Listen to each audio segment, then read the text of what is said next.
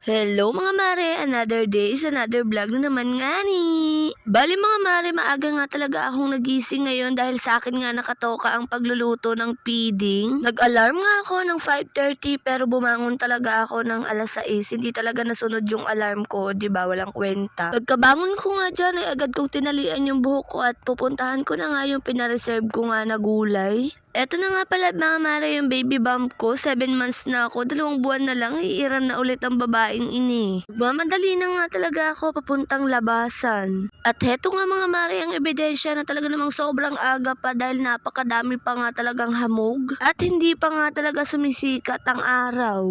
Ay nako, ang sarap talaga pagmasdan ng nature. Nakakatulong talaga siya na magkaroon ka ng peace of mind, kaya naman huwag yung kalbuin yung nature, please lang. Pangalagaan at huwag pabayaan.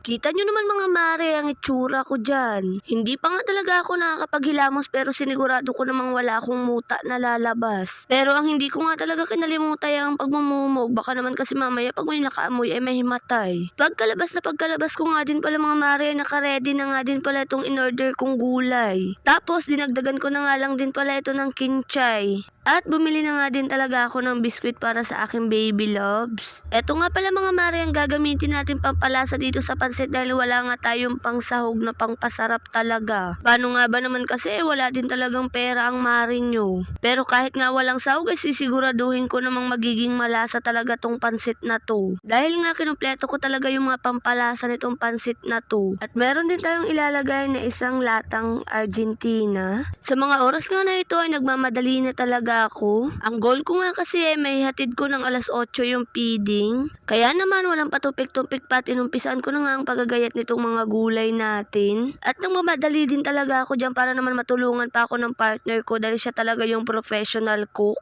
Dahil nung nasa Batangas nga talaga kami tagaluto yan ng lomi at ng mga pansit. Kaya naman hanggat nandito pa siya ay nagmamadali na talaga ako para naman maturuan niya ako. Marunong naman akong magluto ng pansit pero gusto ko talaga mapasarap tong pansit na to. Syempre hindi lang din naman kasi kami yung kakain neto. At aminin naman natin iba-iba talaga ang panglasa ng tao. Pagkatapos kong gayatin yung mga gulay, ginayat ko na din tong mga pang-aromatics natin. Ko na nga din talaga binidyo lahat ng pangyayari mga mare dahil nga nagmamadali na ako sa mga oras na to. Paano nga ba naman kasi mga mare, sobrang hina talaga ng apoy dahil sa super kalan lang kami nagluto. Fast forward ng mga mare at heto luto na yung ating pansit. Buti na nga lang din talaga at umabot sa goal kong alas 8. Kaya naman wala nang patumpik-tumpik pa at agad ko naman talaga itong isinali na sa lagayan para naman madala na dun sa daycare. Para pagdating doon ay talaga namang mainit pa. Nung maihatid ko ng mga mare doon sa daycare yung kanilang feeding ay agad naman na akong umuwi. Dahil maaga nga akong nagising ay babalik nga muna talaga ako sa pagtulog. Kasi nga mga mare yung mata ko talaga